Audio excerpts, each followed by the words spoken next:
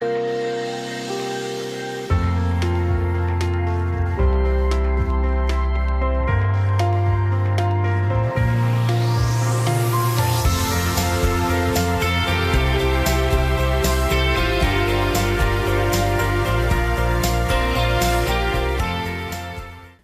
we're doing an introduction to the Kabbalah.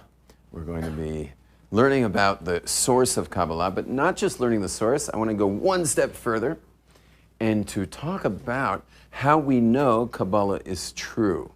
So we're going to put it together, both what's the source of Kabbalah and also how do we know this stuff's real? How do we know this isn't just a bunch of, mystical, I need a good word, heebie-jeebie. I want to say huggabaloo or something. Like, how do we know this stuff's real? And especially when Kabbalists, sometimes say things that affect our daily life. Like, for example, a great Kabbalist said we don't wear tefillin. A Torah commandment, we don't wear tefillin on a holiday like Sukkot holiday. You don't wear it all week. Passover, all week. We don't wear tefillin. Why? We always used to wear tefillin, but came along a great Kabbalist who said we don't wear tefillin on the holiday on the Passover or on Sukkot. What is the history of the Kabbalah? So let's start with our first Kabbalist. Our first Kabbalist in history is Adam. Adam is the first Kabbalist. Adam being this man who was kind of male-female, and it was decided by God that he should have a partner, like he should have a life partner who is known as Eve. But before Adam even had this partner called Eve, God brought to Adam all of the created things and just brought them up to Adam and said, please name them. And Adam looked at the things and saw them and was able to name them. And the Torah goes on to say that whatever he named them was their true name. Like that was their name. What's that supposed to mean? Meaning every time Adam named something, he got it right on the nose. That's the name. A little bit of a strange thing that the Torah says that was its name. But the idea behind it is that unlike water, for example, like I'm drinking water here, unlike water, which comes from the Germanic Wasser, which has nothing to do with water necessarily. It's a code, it's a symbol. The word water is a symbol to make us think of this stuff. Whereas the Hebrew word mayim, Adam would have seen water and he would say mayim, that's mayim. Because mayim is the water. He would see a dog. They brought a dog, God brought him a dog up to him and he'd say, Kelev, Kilev, Kilev, like a heart, loyal. It's the most loyal creature to human beings. There's no other creature like that. That's so loyal. It's Kilev. He looked up at the sun and he saw it and he says, oh, Shemesh. Shin is carbon, like shin is burning, like flames, with a mem in the middle, which is hydrogen, a burning ball of hydrogen. Shemesh. Yeah, you would look at the year calendar and Shana. The word Shana is Shin, Nun, Hey. Shin and Nun and Hey equals 3. Shin is 300 and Nun is 50 and Hey is 5. 355 is the lunar calendar. Shana is the lunar cycle. 355. So whatever Adam was looking at was the thing that he was looking at. He was naming stuff. How did he know? How did Adam know this stuff? And the answer is, he's our first Kabbalist. He was a Kabbalist. And what does it mean he was a Kabbalist? He was able to see from one end of the world to the other. That's what it said about Adam. He would see from one end of the world to the other. What does it mean to see from one end of the world to the other? See, for us, we think one end of the world to the other means he saw, he saw from Jerusalem to the other end, which is, L.A. If you put a pin through the globe, it comes to right off the coast of Los Angeles in the Pacific out there.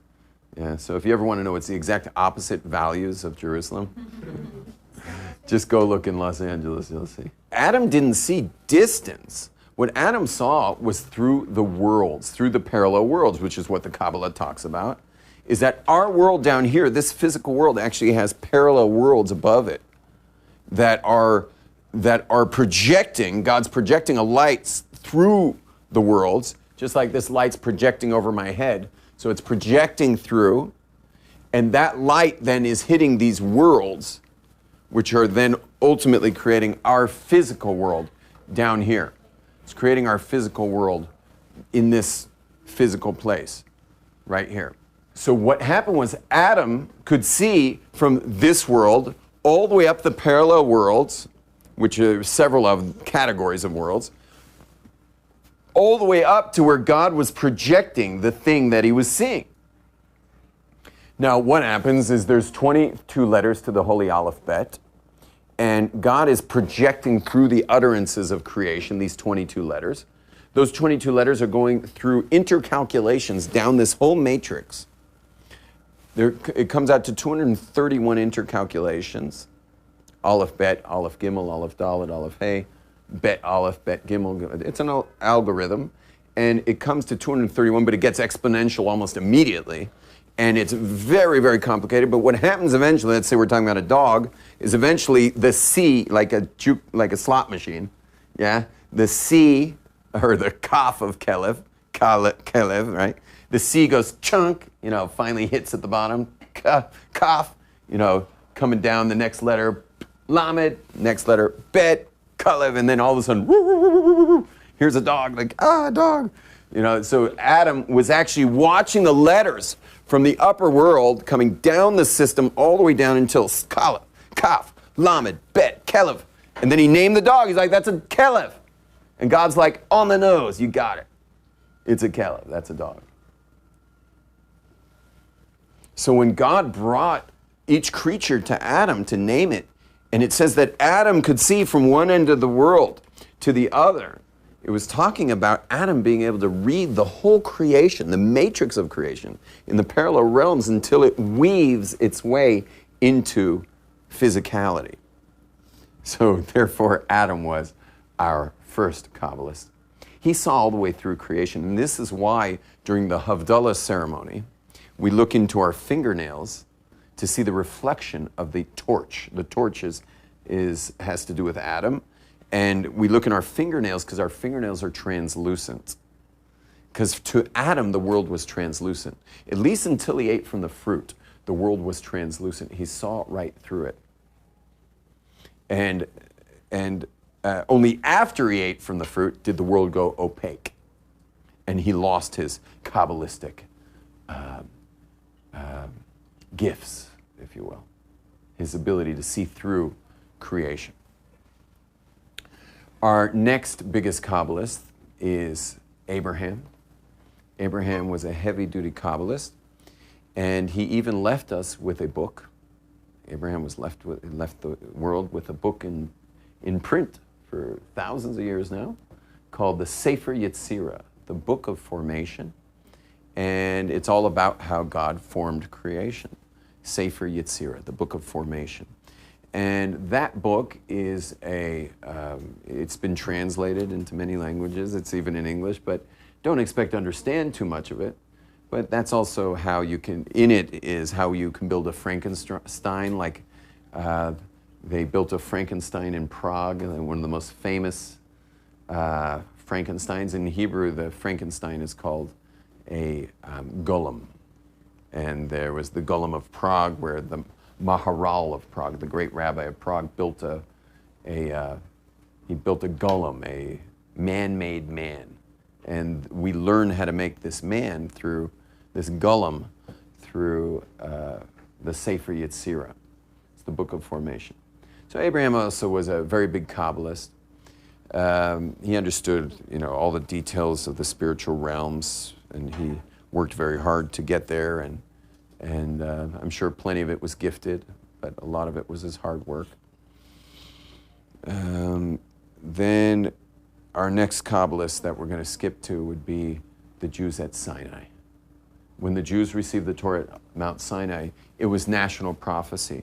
But once you're getting prophecy, you'll understand that means you're now a Kabbalist. What do I mean? See, right now, none of us have prophecy. We're all locked into this world. We don't see through creation. So all the step-down conversions of the light coming all the way down to physicality, all those step-down conversions, we don't see any of that. We only are on the other end of the whole creation. So we don't get to see the actual gradations where the power of creation is brought down lower and lower and lower. We don't get to see that. In prophecy, you do get to see it. In prophecy, so what does it mean? Just like, for example, this light right above my head that's shining onto my hand, that light is plugged into a socket that's 220. And all the power that's coming from the power plant in Jerusalem, it's hundreds of, it's probably 100 million volts. I don't know how many volts are coming out of Jerusalem's power plants, but it's powering the biggest city in Israel. That's being converted. There's step-down conversions going lower and lower and lower until it finally hits 220. Now, if there's a power surge and it starts blowing through all the converters, and now each converter, instead of sending down a lower voltage, is sending down the same high voltage. So eventually it would hit this light, or it'd immediately hit the light and blow the light to smithereens. That's prophecy. See, normally, we don't get to see what's going on above this world. Normally, we are limited to just seeing this view. And our brains have been specific because your brain is awesome and your brain has a direct access to tap into much more. But you have these things called inhibitors that inhibit your brain from being able to see what's really out there. But God could uninhibit your brain, or he could uninhibit the system to actually send down a much greater power surge. But of course, that would be very dangerous for you. You have to be prepared to be a prophet. You have to be prepared to be able to receive that. So this third examples I'm giving of Kabbalists is the Mount Sinai experience, where everyone at Mount Sinai experienced the entire expression of God's oneness in creation, straight through, unfiltered prophecy for an entire nation. And that's the next example of Kabbalists. Now, there were rabbis who studied the Kabbalah since Mount Sinai and continued to study it for years and years. It was passed along orally for over 1,000 years. But because of the Roman persecution, it had to be written down. Rabbi Shimon Bar Yochai wrote it down in this book called the Zohar. And it's very cryptic, it's very encoded. And that encoded message that was written by Rabbi Shimon Bar Yochai of all the dialogues of our rabbis, of the rabbis of the Mishnah. He put their dialogue, but the way the dialogue is, it doesn't read like a newspaper. It's very encoded in order that people don't get the details, the dangerous details of creation. Because the Kabbalah can be dangerous for you, it can be dangerous for others. It includes all kinds of stuff that not everybody should know. You have to be ready to know this stuff. You have to be spiritually prepared for it. There's a lot of criteria involved with knowing this kind of info, and therefore, when he wrote down the Zohar, he wrote down the Zohar in a way that would be only understood by scholars. Those scholars studied the Kabbalah for many years. It was always the higher echelons of Torah scholarship. And eventually it made its way down to the Arizal. The Arizal, he meditated for years on the Zohar to try to kind of crack its code. And he succeeded to crack the code and wrote down, his scribe, Rabbi Chaim Vital, wrote down all of his teachings of the uncoded Zohar. So the Zohar was decoded by the Arizal, who's buried in Sfat. That decoding are called the writings of the Ari, which it's funny, the Ari himself didn't write the writings, but his scribe did. They're called the writings of the Ari. It's a very big compendium of uncoded Zohar. It's written in Aramaic. It's very hard to understand. And so the uncoded Zohar, called the writings of the Ari, are actually pretty unintelligible to most people today. Meaning you have to be a massive scholar to understand the writings of the Ari today. So here he thought he was doing, I guess, the world a favor by like uncoding the Zohar, but in our generation, the writings of the Ari are just as coded as the Zohar for most people. Rabbi Shimon Bar Yochai and the Arizal and the Kabbalists that followed him, especially in the Hasidic movement, they all said that you'll know Mashiach's coming when there will be a thirst for Kabbalah throughout the world, meaning everyone's going to want to know the mystical aspects of creation, that then you'll know it's time for Mashiach. So it's kind of cool that, like, you know, here we are in this wild period of Jewish history. I mean, we're in the ultimate period of Jewish history, the Messianic era. You know, we get to be part of it. We're watching it literally unfold in front of our eyes, you know, right beyond this class you're hearing in Jerusalem is the Temple Mount, you know, like when were Torah classes taught here? You know, we are on the other edge of history. It's really exciting. And all the Kabbalists said that in the end of days there will be a thirst for Kabbalah, and we've all witnessed that as well. And they all said it, like all the key Kabbalists said it. The Baal Shem Tov said it. And you know, they all said that there will be a great thirst for Kabbalah, and that it's only, and when the Kabbalah goes out there into the world, that we're going to see redemption. Categories of Kabbalah. The first category is study, the study of Kabbalah, and that's understanding how things work. Meaning, it would be one thing to, you know, see the word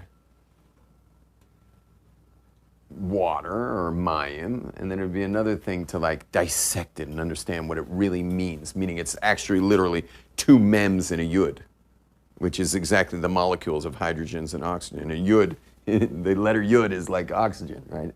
The letter yud is just floating in the air. It's oxygen. Yud represents like oxygen, and the mems are water or hydrogen. And the actual letter, so when you're studying Kabbalah, you're studying about that stuff. You're studying names of God. You're studying how God creates the world. There's two major fields of study that are considered the biggest ones. One is how God created the world, and the second one's how God runs the world. How God created the world is called Ma'aseh Bereshit, or the act of creation. And how God runs the world is called Ma'aseh Merkava, which is a little obscure. It's called the act of the chariot. Chariot, what does that have to do with the chariot? And the answer is the first chapter of the book of Yechezkel, Ezekiel, describes a chariot. And what is this chariot? This chariot is how God actually runs the creation. That's what the chariot is.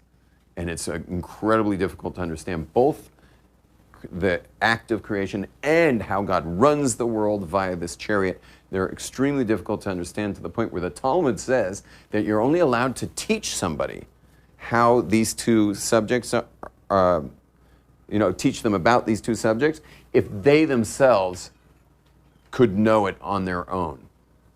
Which is a very strange thing to say. If they could know it on their own, you don't need to teach it. What it's saying is that you can give clues and indicators, and they would just kind of like nod. They would just kind of nod their head and say, "Oh yeah, I get that." You understand? Like, you know what I mean? Like sometimes you'll learn something and it's like you intuit it, and it's almost like the teacher's bringing it out of you, but it's really in you. You know what I mean by that? So that's what it's saying. Like, you can only teach the act of creation and the act of the chariot, or how God runs creation is the chariot. You can only teach those things to someone who it's intuitive for them anyway. They're on the level where they have this intuition. And so you're really just drawing it out of them. That's who you can teach it to. You're also only allowed to teach it to 2 people at a time, meaning it's done in groups of 3. Okay, to learn those things. But there's other categories of study. For example, what do things mean? For example, the tefillin. What are these black boxes that we're wearing? So the Torah doesn't describe that, but the Kabbalah does. Kabbalah goes into great detail. into every little law. Like, why does the tefillin have to be above the hairline?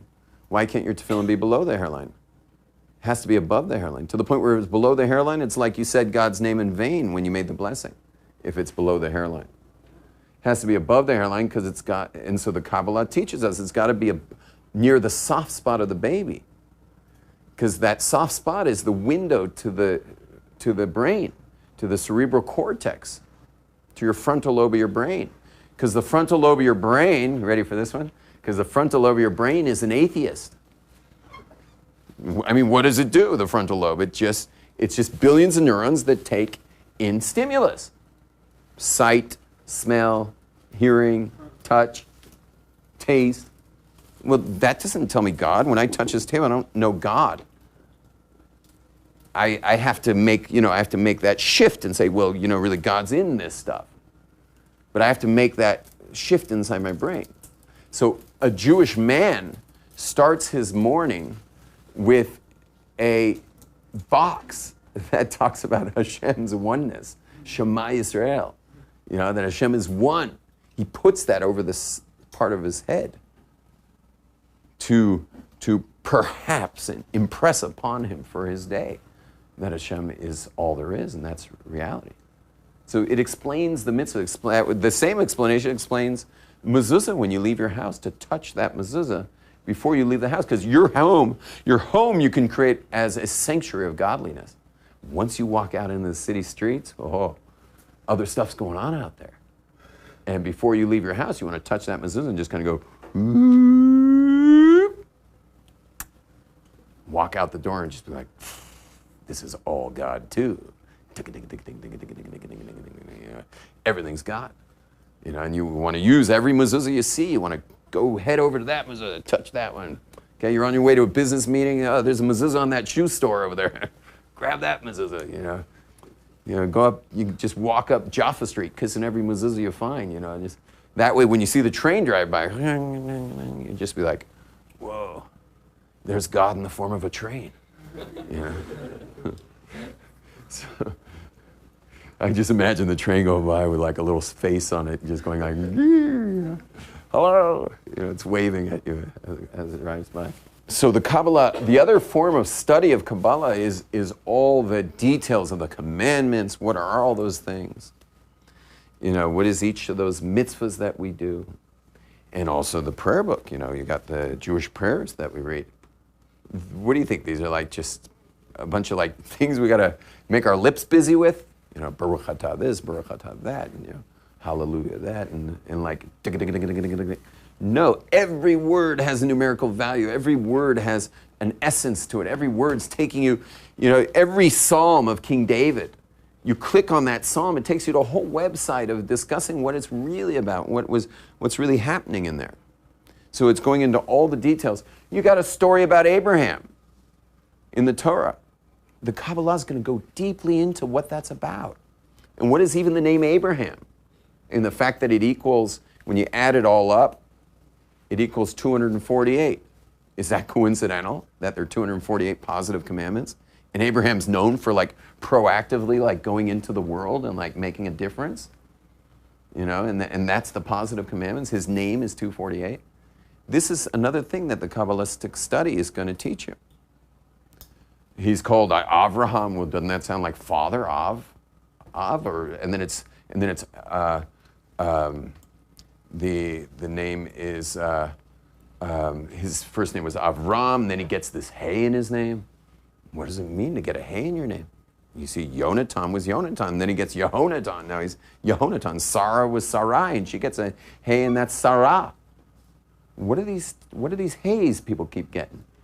Yoshua gets Yehoshua. Why do people keep getting hays? What are these hays all about? You go into Genesis and you get a small hay. Small hay in the second chapter. I think the fourth line of the second chapter of Genesis, you get a little hay. And it says, these, Elu told us, these are the products of creation. Bihi baram, in their having been created, with a hay, bihi baram. But it's a little hay in the Torah. Why is there a little hay? You're going to have to look at the Kabbalah to understand that. The Kabbalah is going to explain why is there a little hay. Should I tell you why there's a little hay? Yeah. Behibaram. So our Kabbalists have two teachings off that. One is don't read Behibaram, rather read Behe-baram, that God created the whole world with the Hey. Which Hey? The final Hey of God's name. His name is spelled Yud, and then, right, Hey, and Vav, and Hey. That final Hey is what God used to create the world. So it says, these are the products of the heaven and the earth. With a Hey, he created them. You need the Kabbalah to know that. And what does it mean that he created the world with a final Hey? And why is the Hey little? Why is the letter of God's name little? You want the answer for that one too? The reason it's little is because, I mean, think about it. Could there be a more humble being than God? You know, you're God creating the whole world, and yet you don't see him. He's little. He makes himself little. He lets you be big while he just is behind the scenes, you know, like some old bubby or something, you know, who like made the whole meal but like won't take a compliment. You know, God's an old bubby.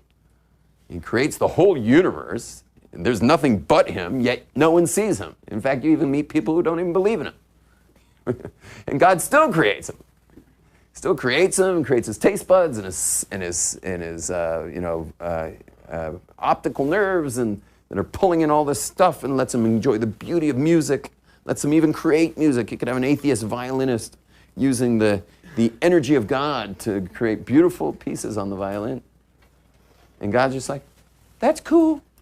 You know, you want to ignore me? Okay. Make some good music though. You know, make people happy.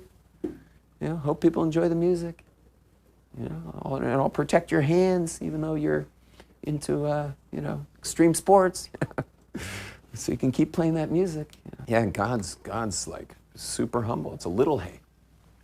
The other one is, the other teaching is, Al tikre behibaram, don't read in their having been created, rather read be'avraham. Because the word behibaram in their having been created is the same exact letters as be'avraham in Abraham. These are the products of heaven and the earth in Abraham. What does it mean that they're in Abraham? Meaning Abraham fulfilled the purpose of having created heaven and earth. Because Abraham made this his life. And so therefore, the heaven and earth were all created basically for Abraham. And not from like an ethnocentric way, like, oh, the world was made for me. You know, that's not what it's saying. What it's saying is the whole point of the world was fulfilled by Abraham. Because God created the world for relationship, and Abraham was the one who clawed his way through the physicality of creation. He made that relationship. It says the same thing about the Jewish people at Mount Sinai. God created the whole world for the Jewish people. What does that mean? It means we get to walk around like God created the world for us. No, what it means is that we're, by living Torah, by living the mitzvahs, we're developing a relationship, which was the whole point of creation. And because we're fulfilling the point of creation. So it's like the world was created for us. Now, God created the world for everyone, for every being, every mineral, plant, animal, human being. Created it for everybody. But because we, by accepting and living the relationship with God, so it says that the world was created for us because we actually fulfill the creation, the point, which is this relationship. That was a very long explanation of the study of Kabbalah. But you guys get the picture more or less? So we had how God creates the world. We have how he runs the world. That's the chariot. And we have also what are the meanings of the commandments. And we also discussed how do you actually explain the verses of the Torah, whether it's Psalms or it's Genesis or it's a story about Abraham or whatever it is. It's explaining what the creation is all about. The second category of Kabbalah is meditation. It's using names of God. There's many names of God, and you use the names of God and to go on trips, if you will, to trip on the names of God. And to go on these journeys, meditative journeys, you go into meditation and you take these journeys into parallel realms, which we discussed a little bit, going into these parallel realms and going on these journeys. And there's a famous story of the Talmud of 4 great rabbis who actually went on such a journey. And they didn't do so hot. in this story. You know, it says that 4 went into the orchard, went into this meditative state called the orchard, pardes, which is the Hebrew word of an orchard, pardes, which is where we get the English word paradise, because all words come from Hebrew, paradise and pardes, orchard. And the 4 men went into the orchard, the 4 rabbis, and only one of the 4 came out okay. That was Rebbe Akiva. He's the only one who really survived it. And that's meditation of the Kabbalah. So the first was study, the second is meditation, using names of God. Most of the meditations, there's 26 types of meditation. Most of them are microfiche in Hebrew University. You don't meet a lot of people who know how to do Kabbalistic meditation, but there are still some sorts and some forms of meditation that people are doing. It's pretty rare. These days, most people are meditating on their smartphones. Third type of Kabbalistic, using the Kabbalah is, the third type is matter manipulation. It's called Kabbalah Ma'asit. It's actually using the names of God that you might have been meditating on to manipulate matter, to actually like bend spoons, if you will. I mean, not that a Kabbalist would ever bend a spoon. I think God would probably go like, you know, if a guy's doing tricks with Kabbalah. You weren't supposed to do tricks with Kabbalah, although there have been a couple irresponsible Kabbalists. Most famous irresponsible Kabbalist who was just like doing party tricks. You know, it could be JC was doing party tricks, but the biggest, most famous in Jewish history of the party trick Kabbalist was a man by the name of Shabtai Tzvi, who lived several hundred years ago in Europe. He was doing party tricks and getting everybody all excited because it was a very ignorant time. Jews were living in poverty. They may have been literate, but they weren't scholars, and it was tough times. And we were always under the gun of the nations around us. It was not good times. And comes along Shabtai Tzvi to like save the day with his little like, you know, poof, and using God's names for all this stuff. Whatever, that ended in absolute disaster. Like millions of Jews lost the path of Judaism over this guy. And that's why you might have heard, at least in Europeans, Sephardic Jews never embraced this, but at least in the European world, Kabbalah became limited to people who were over the age of 40, knowing all of Torah. They have to be married, they have to have kids, they have to like be super grounded and stable to learn the Kabbalah. The Sephardic Jewry never embraced this ban on Kabbalah or this kind of criteria. They continued studying Kabbalah in, you know, kindergarten. Just to mention regarding that ban is the dangerous Kabbalah is that they want people not studying until they're ready for it because of you know, various reasons. That dangerous Kabbalistic stuff is no longer accessible today, so we don't have to worry about that anymore. It's not, no one would be able to understand that stuff. I myself, I mean, I've been kind of emphasizing in the mystical traditions of Judaism for over 20 years now. Whenever I find my way to a piece of Torah that's the dangerous stuff, I never can make heads or tails. I don't understand what in the world's going on over there. We're just not on that level anymore. We're not on the level of scholarship anymore to be dangerous, for Kabbalah to be dangerous to ourselves or to anyone else by you having studied it. Is that clear? So we don't have to worry so much about that ban. Matter manipulation was used also responsibly, most notably, and this is a little controversial because a lot of people want to deny this happened, but the first pope was actually a Jewish scholar. And this first pope, who was this great scholar, he was not a pope, he was a rabbi living in Jaffa. He was a fisherman. And to this day, the pope wears a ring that has a fisherman on it from this first pope. But the first pope was actually just a great rabbi. And the Jews were being terribly hassled by the early Christians who were hanging around Israel. And he had an idea. He says, if you give me permission, he went to the sages, he said, if you give me permission, I would like to go to the temple and ask the Kohanim for certain names of God. that only they're allowed to use, and I will use them, create miracles, get all the Christians excited about it, and then move them out of Israel. And he says, but I'll do it under one condition, that the punishment for doing such a thing will fall on all of us. I don't want to take all the blame. Meaning I'll be the fall guy, but we're sharing the punishment from heaven for using the names of God for this. And they agreed.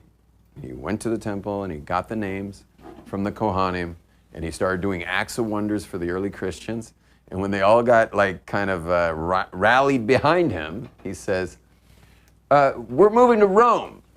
And everyone's like, what? And he says, that's right. It's the word of God.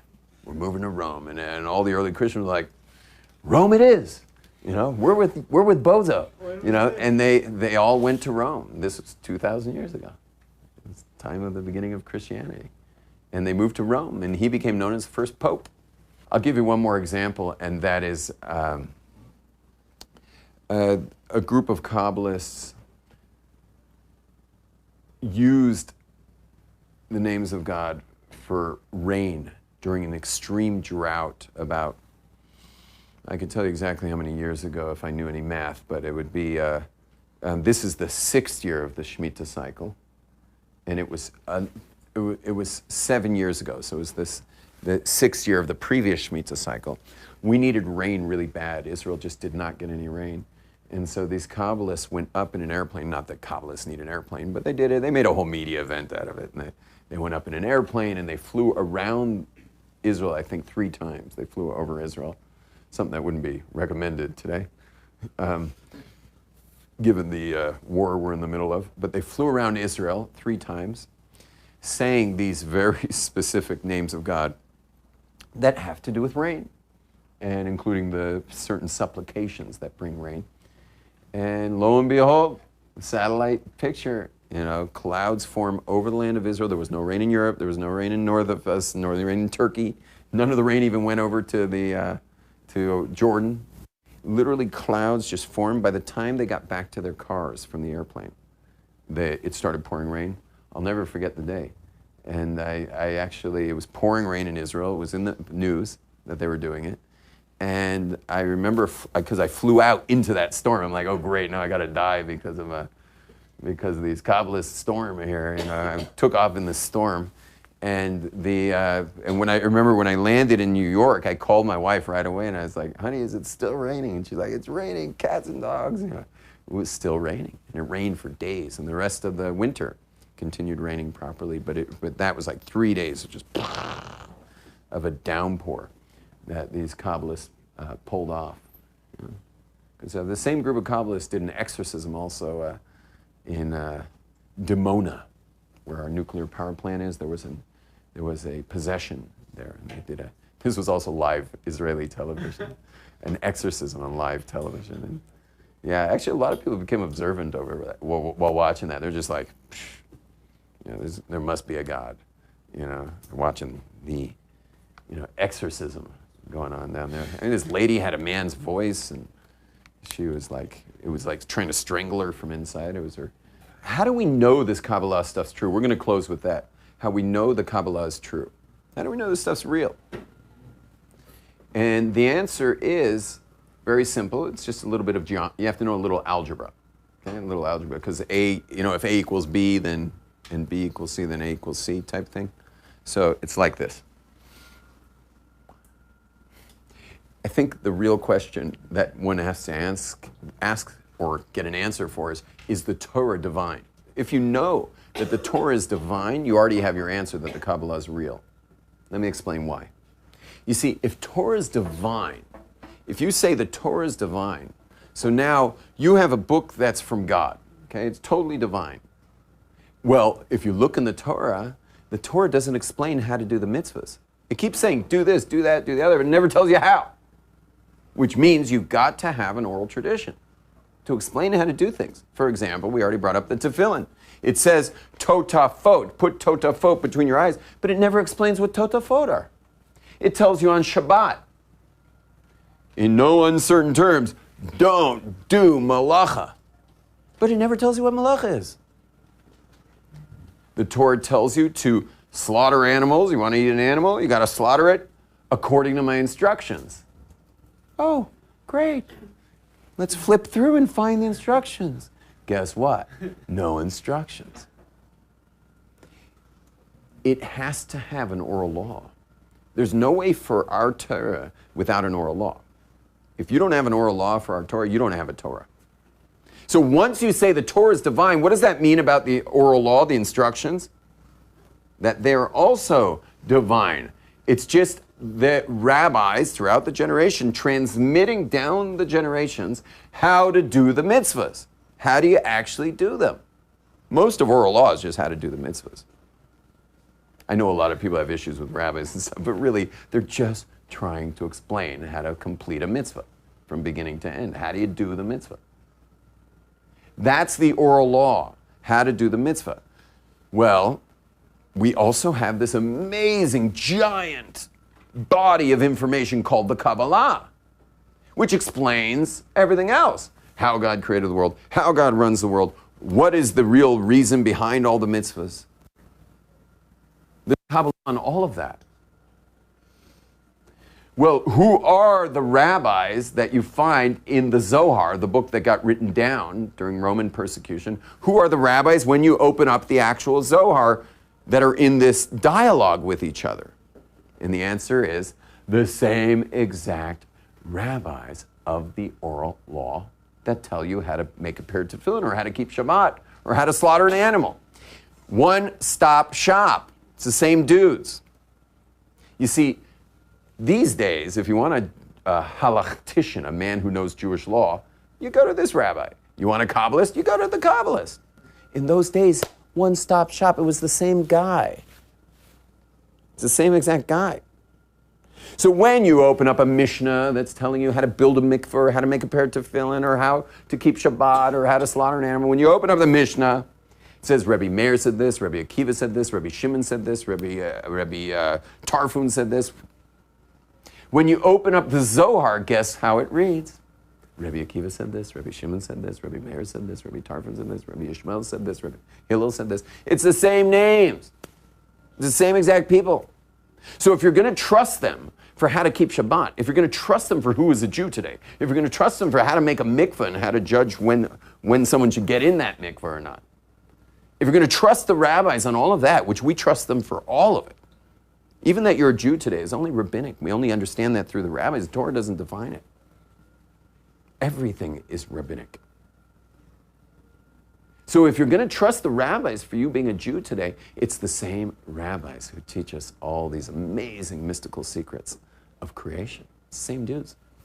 One-stop shop. Sorry to call rabbis dudes, but I think these days it might have a little more street credit to call them dudes. But it's one rabbi dude, okay? It's one-stop shop. The same rabbis that taught us the Mishnah, meaning the oral law of how to keep the written law, is the same rabbis who taught us the mystical secrets of the Torah. So throughout history, we have the written law. It starts at Sinai, comes down all the way through history. We have it till this day with almost no discrepancies on how to write a Torah. I think there's 5 letters that are in dispute. 5 letters. That's radically accurate. Incredible transmission.